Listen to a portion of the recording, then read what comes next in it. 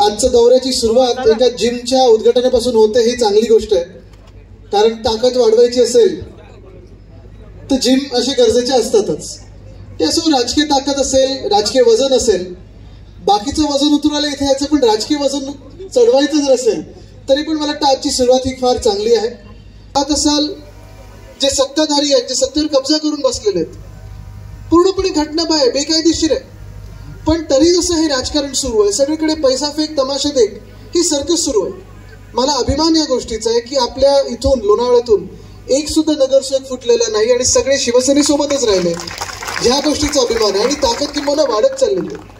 ही ताकद, ही जिद्द, ही निष्ठा ही आपल्या महाराष्ट्राला न्याय मिळवून देईल ही मला खात्री आहेच.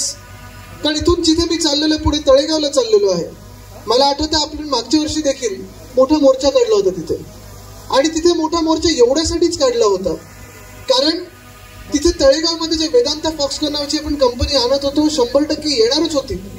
इकडच्या पूर्ण परिसरातल्या अनेक मुलामुलींना, शिकलेले जे तरुण बेरोजगार आहेत त्यांना तिथे आपण साधारणपणे 1 लाख लोकांपर्यंत नोकरी किंवा रोजगाराची संधी उपलब्ध करून देऊ शकलो असतो. पण एक खोके सरकार बनल्यानंतर आपल्याला माहितीये तो उद्योग देखील उचलला इथून आणि पाठवला कुठे? गुजरातला गेला. जशी वर्ल्ड कप फायनल नेली, फिल्मफेअर नेलं, तसं हे पण तिथेच नेलं. आणि हा अन्याय जो आपण सहन करत आलेलो आहे, आता सहन करायचा नाही. कारण 2024चं वर्ष हे आपलं वर्ष आहे.